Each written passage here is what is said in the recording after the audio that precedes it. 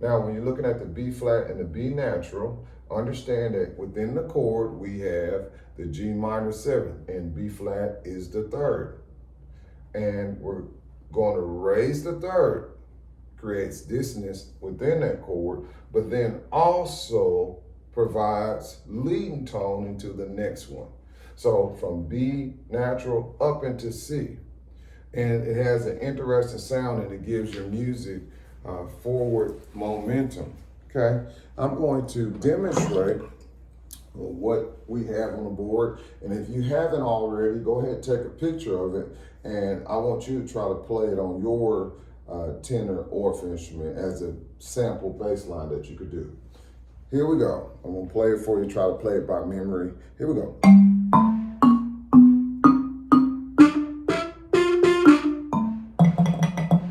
All right, let's try it again. Now I want you, the student, to walk with me so you can experience this with me. 1, 2, ready, go.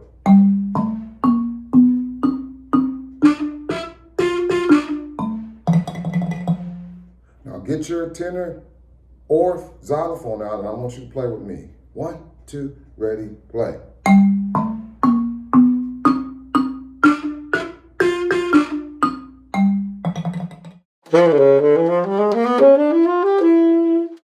Second jazz rhythm pattern is the Charleston. Now the Charleston is a dance rhythm from the 1920s that was made famous by the composer James Johnson. And they called it the Charleston because they would dance this in Charleston, South Carolina. It became a dance craze. The best way to have the students to see how important this rhythm is in jazz is, number one, go straight to the source. Let them see old video footage of people dancing the Charleston, and let them see the excitement and the movement, and they will get a good idea of why this was an important part of jazz. Now, this is a great opportunity for you as the music educator to use interdisciplinary studies. You know, maybe you want to collaborate with the social studies teachers or the English language arts teacher. So that's a side note, but that's one thing you may want to consider when you get to the section on jazz rhythm patterns, talking about the Charleston and relating it to the Roaring Twenties and the jazz age. All right, let's go on to the B part. This is how I teach the rhythm. Number one, I play the rhythm, and here it is right here. Now I'm using this chord progression, G minor, followed by C7, followed by F major chord. And that is a 2, 5, 1. This is the 2 in the key of F. This is a 5 chord in the key of F. And of course, this is 1 in the key of F major. This is a very important chord sequence that many improvising jazz musicians memorizing are able to play melodic ideals upon in a spontaneous manner. But anyway, here is the pattern right here. You have a dotted 8th quarter note followed by an 8th note tied to another quarter note and the rest. Then you have a dotted quarter note followed by an 8th followed by a quarter, and they're tied again, and it continues on. Notice I have Charleston, Charleston, Charleston. Let's see if you can say that with me. I'm going to play it again like I played it before. Now, if you have an alto or the soprano Orff instrument available, you can use that and play with me. All right? If you can pause, and you need to pause and get yourself ready to do that, you can. But here we go. 1, 2, ready, go. Charleston, Charleston, Charleston, Charleston, Charleston, Charleston, Charleston, Charleston. Now, what I use? I'm using the root, which is G, and a B flat. Charleston, and that's on the first G minor 7. And then on the C7, I'm just using the root in the 3rd. Charleston, and you can do that with the C and the E.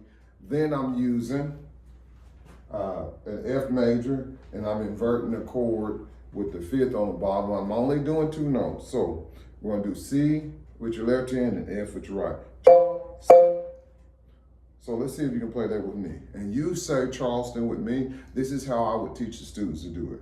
Let's see if you can do it with me. Ready, two, ready, go. Charleston, Charleston, Charleston, Charleston. Again, Charleston, Charleston, Charleston, Charleston.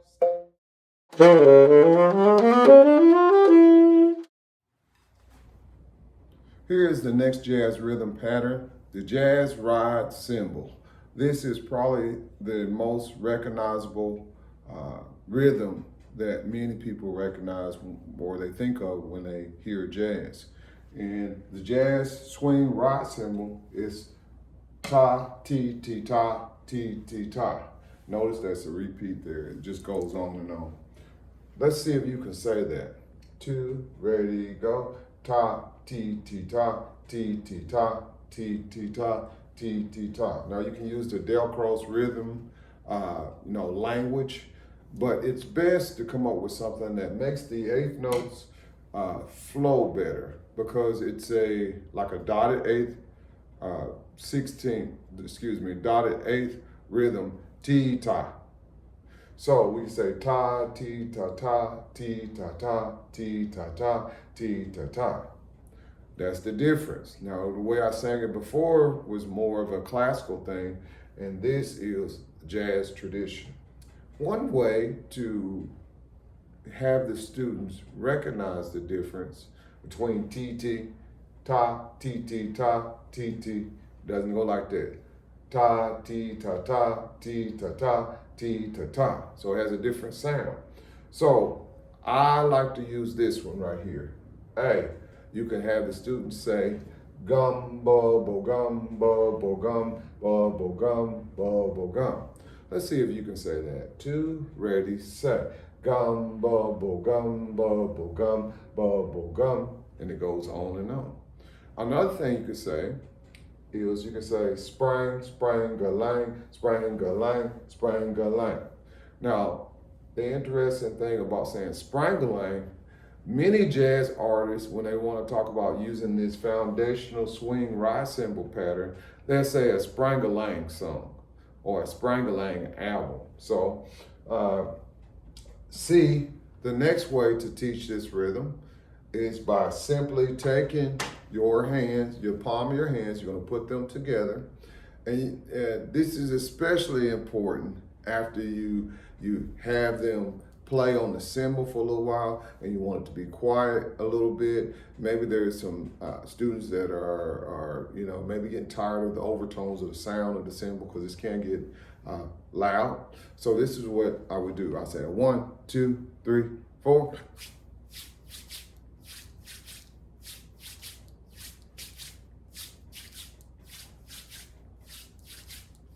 And that is another way to get the students to feel how the jazz ride cymbal pattern feels. Let's do that again. 1, 2, 3, 4.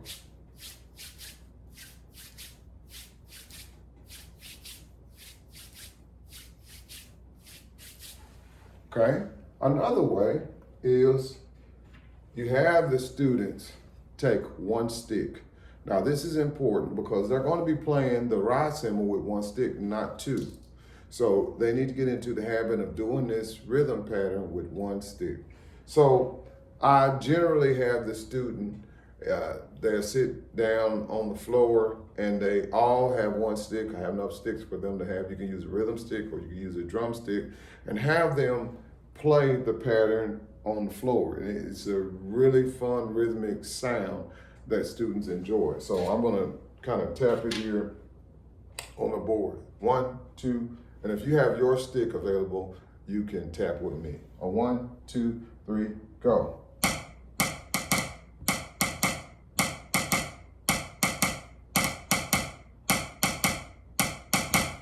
And as you see, if all of the students do it all together, very rhythmic sound, and they love to do that. Finally, we can play it on the cymbal. Since this is called a jazz swing ride cymbal pattern, we need to play it on the ride cymbal. And if you don't know, the ride cymbal is One of the widest parts of the cymbals is on your right side of the drum set. Here we go.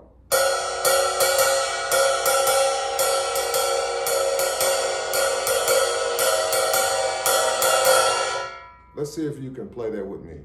A 1, 2, ready, begin.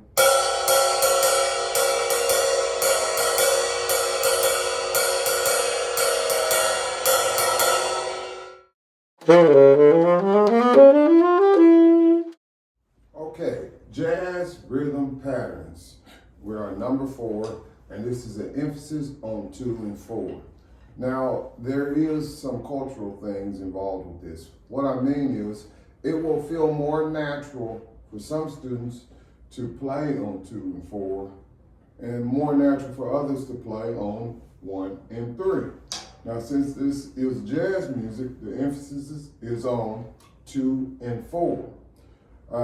I usually illustrate the difference between playing on 1 and 3 and 2 and 4 by, for example, playing John Philip Sousa march to them and letting them clap or tap or move on 1 and 3.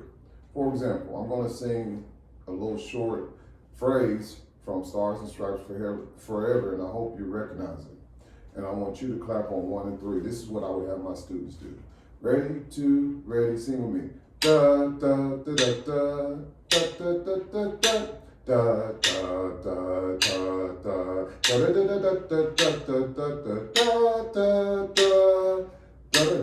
da da. So as you see, it's on 1 and 3.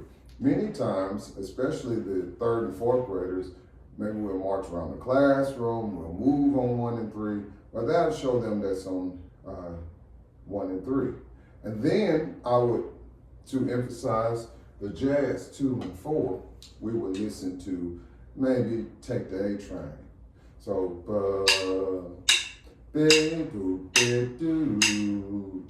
clap with me.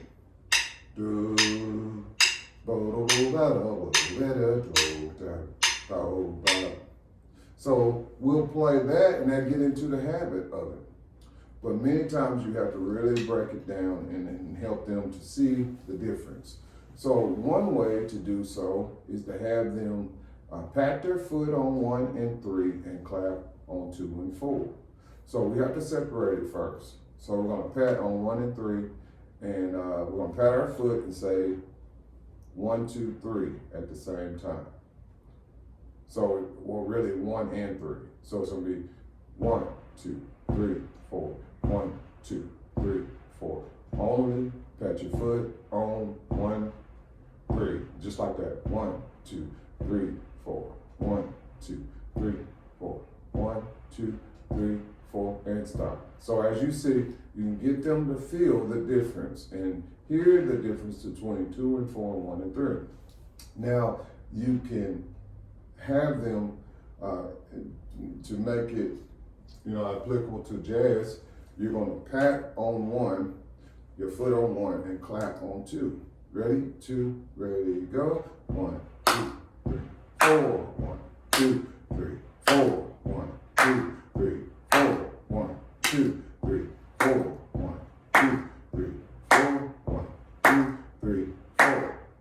So they make a connection between their body's moving, saying the numbers with the mouth, and the movement with their hands. All right. I have a snare drum.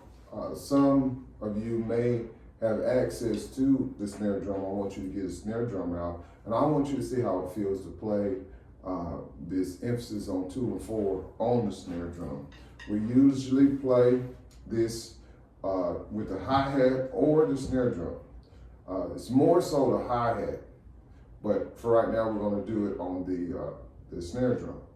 And I want you to pat your right foot on 1 and 3 and play 2 and 4 on the snare drum. All right? So you should get your instrument ready. Let's do this.